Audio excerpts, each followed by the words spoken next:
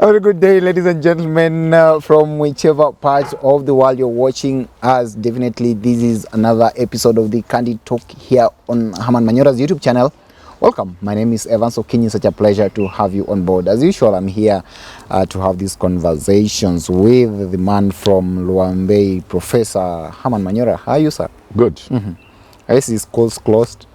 But school? There was the universities. I don't know whether people are on Yeah, we're off well. session, yeah. You're off session? We are Right until now, September, yes.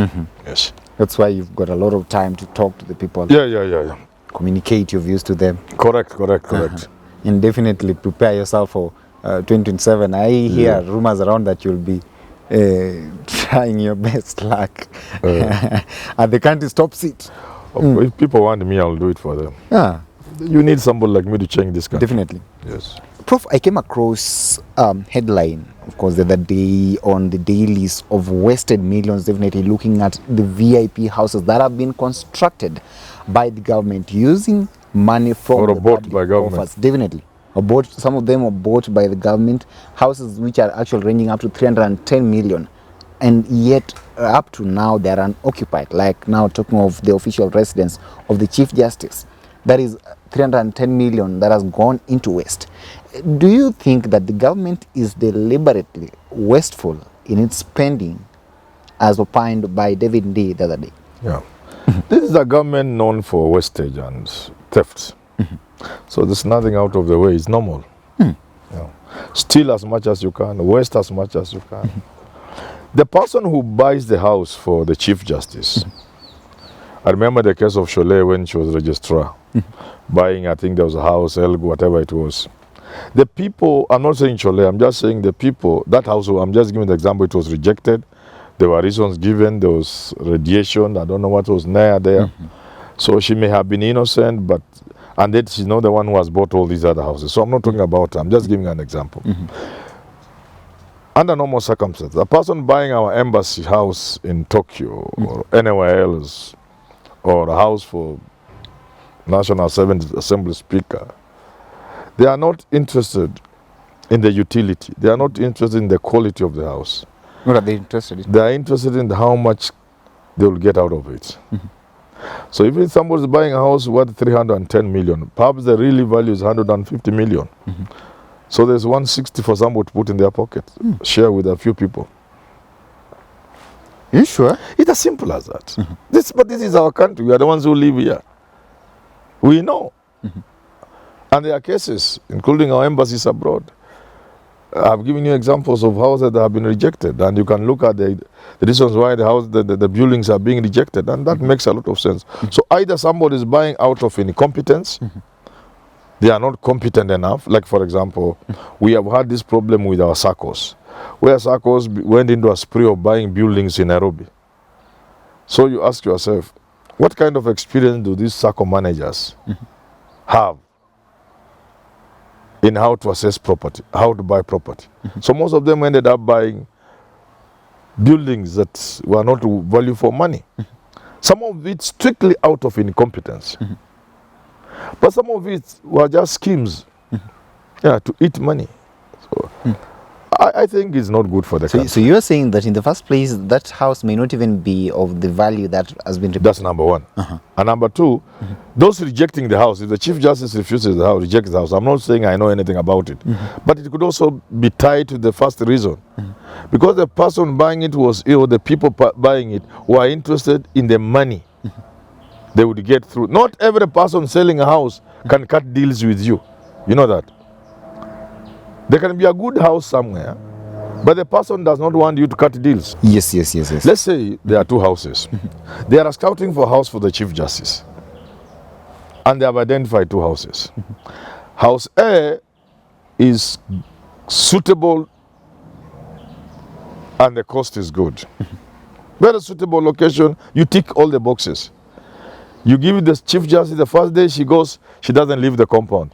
And I say, can somebody move my property? I'm not living here. Type house A. Cost 200 million. Then there is house B. Cost 300 million.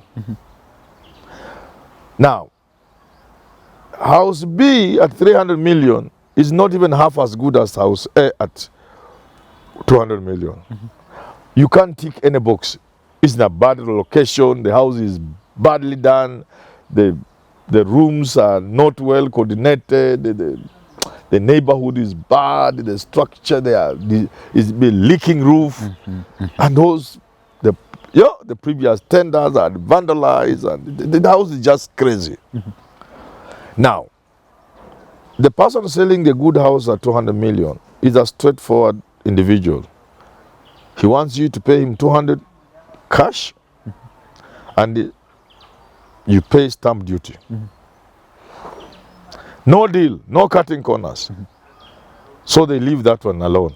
They got the person selling house at 300 million. Actually, they tell him, let's make it 400 million so that we can have our 100 million. And you know this house of yours is actually worth 150. So let's make it 400. We shall give you 200. And we put 200. So that's how it works. It is crazy, but this is your country. But at the end of the day, the taxpayer suffers. The taxpayer suffers. And the question would therefore be that why would the government be so deliberate in gobbling up millions from the taxpayers' coffers, definitely, to construct, or rather to buy houses that the VIPs do not end up using at the end of the day? You see, there was a country called Kenya. There's no country. So that's what happened when you have lost your country. Anything goes. You know very well as I do. Somebody is given a job in January, takes out of office, and in June they are billionaires. It's your country. It's your country. What do you do? Yeah. It is your country. It's not my country. But there was a country, even as much as it's your country. But whatever is left of it, anything goes. Some of these things can only happen in Kenya. Some of these things can only... In any case, look at the principle itself. Why must the Chief Justice or the Speaker of the National Assembly or Senate or whoever it is, why must they live in such extreme luxury in a poor, dirty third world country? And why do you want to give a Chief Justice a house of 300 million? With all the backlog of cases in our courts. If the Chief Justice, for example, and if I'm wrong, I invite her to go to Kibra, morning hours when those people who have come from remand, wale unakimbizwanga rakaraka, guilty, no, 14 days, come back for mention. Hata usikii magistrate anasema nini? Wakitokea kwa ile shimo, reminding me of slave trade. Where they come, even the magistrates must have endured a lot of pain. If that place where those people come before they get to the dock, if the Chief Justice were put there for 1 hour, she will be admitted in hospital. Yeah, the stench. Those are not human beings. We've turned people into animals. In a country like that, why would you want to live in a house of 300 million? Why? Why do governors have to live in palaces? That is the question. In poor countries where people... Look, almost every governor stays in Nairobi, in Karen or Lavington. Tell me governor who has not bought a house in Karen or Lavington. Tell me one. It'll be very difficult. You'll get maybe 1 or 2. All of them stay in Nairobi. They go back to those poor countries. People are dying, eating dogs, eating tubers, wild fruits, wild tubers. Well, the governor stays in Karen. What country is that? There's no country. There was a country. The country is gone. How can a human being comfortable allow themselves to be bought a house of 250 million, 500 million? What do you think? Why? I saw Grand Mullah saying, how would the Chief Justice have the sort of vehicle she has? I don't blame the Chief Justice, because there was a country. And in that country, that would not happen. But now, whatever is left of what was Kenya, anything goes. She's not the only one. The president of Zambia said this. When he was sworn into office, a few days or so later, he saw something on his desk for signature. And he asked, what is this? Acquisition of top of the range vehicles worth millions of money. So, but I didn't order. I didn't ask for vehicles. He was told, no, this is normal. We must replenish the fleet. I said, no, return them.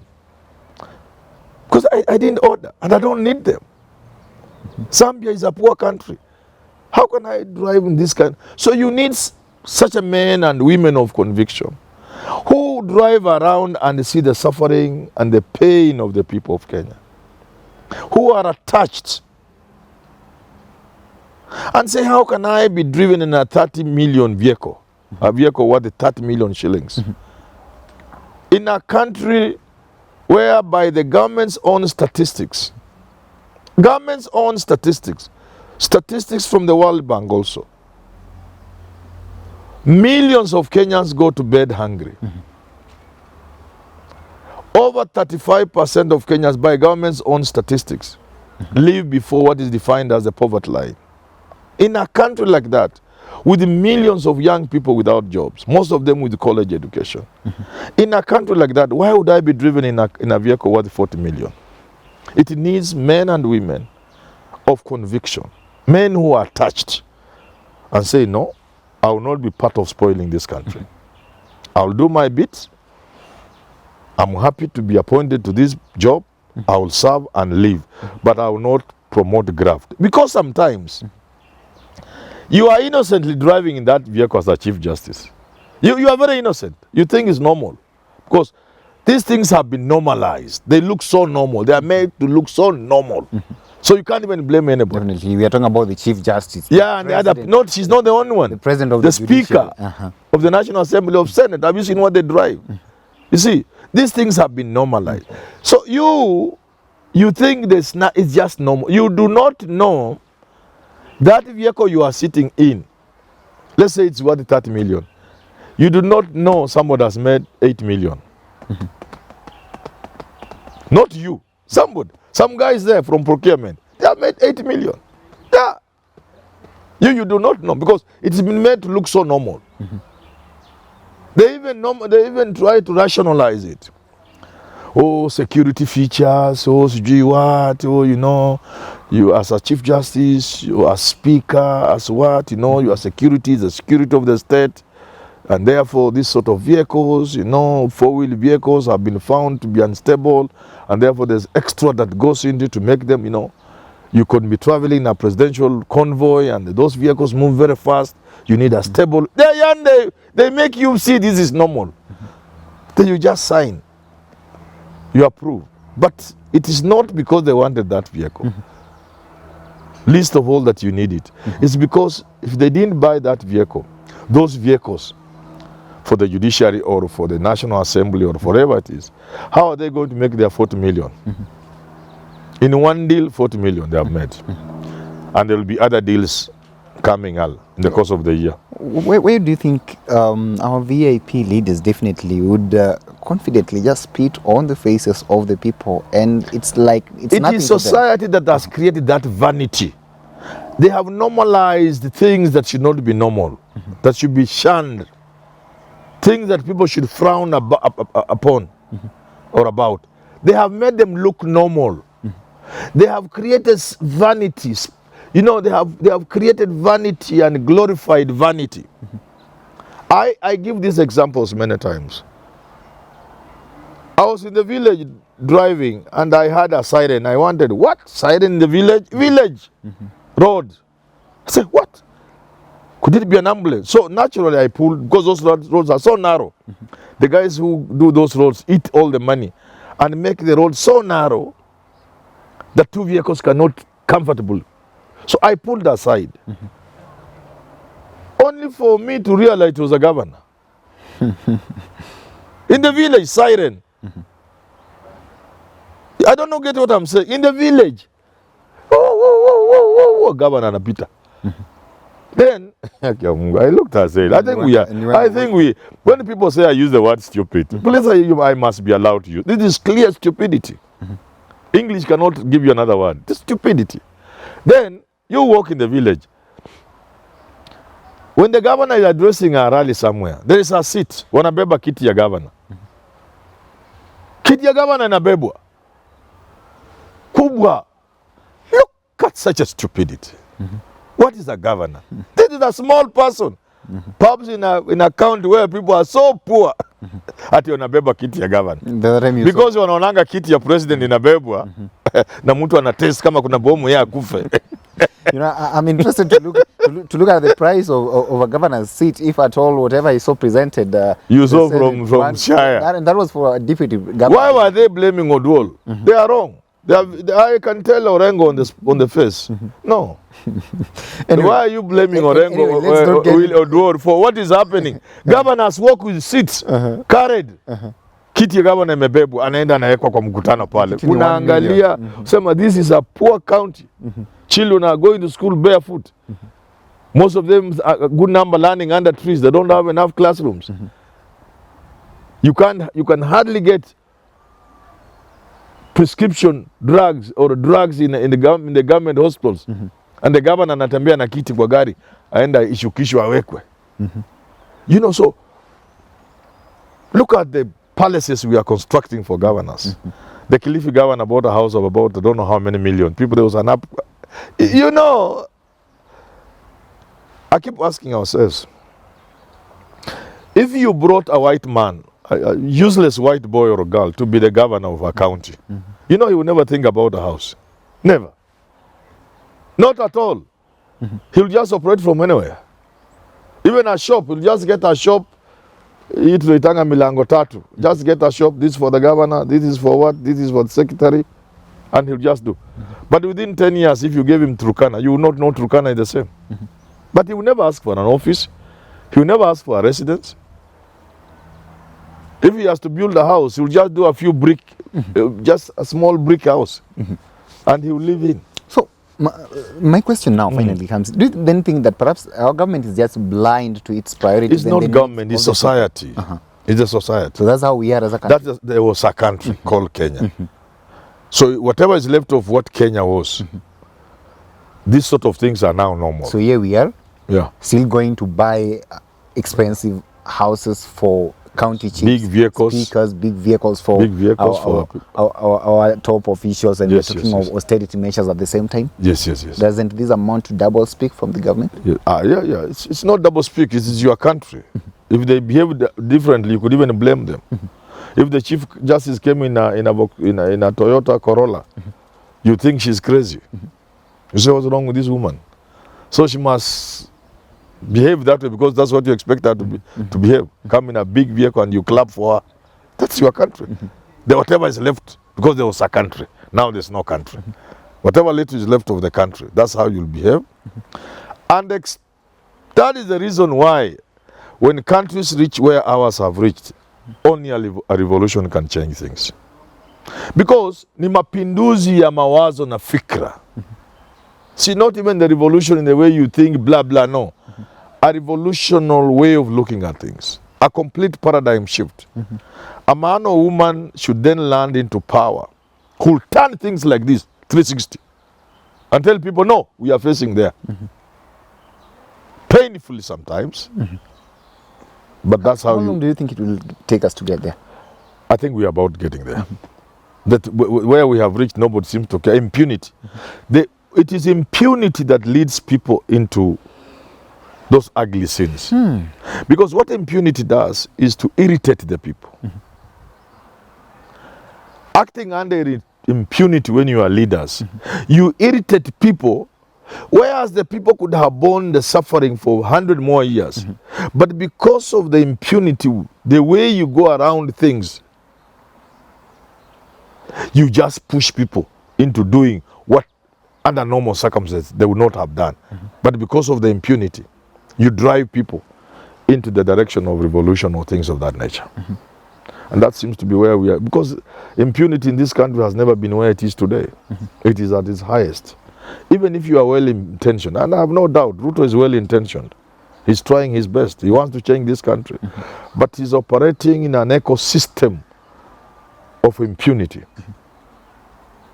of not caring what the people are saying and thinking and feeling.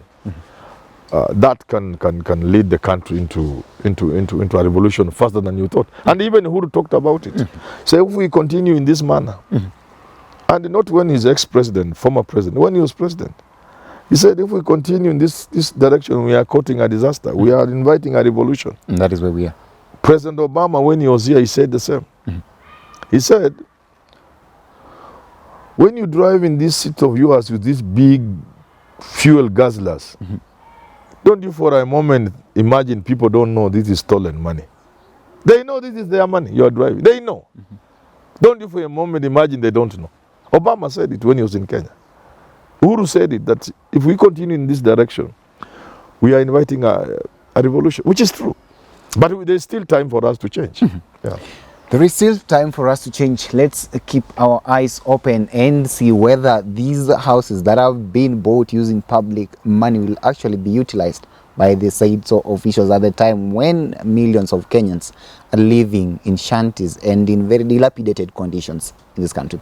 Ladies and gentlemen, allow me to stop this conversation at this particular moment, but in case you are watching us for the first time, then we kindly request you to subscribe to our channel here and please hit that button so that whenever we release some of these shows, then definitely YouTube will automatically inform you of the updated shows. Of course, Jadiel Kabiru is always here with his political conversations with the professor here, as well as Richard Mwenja.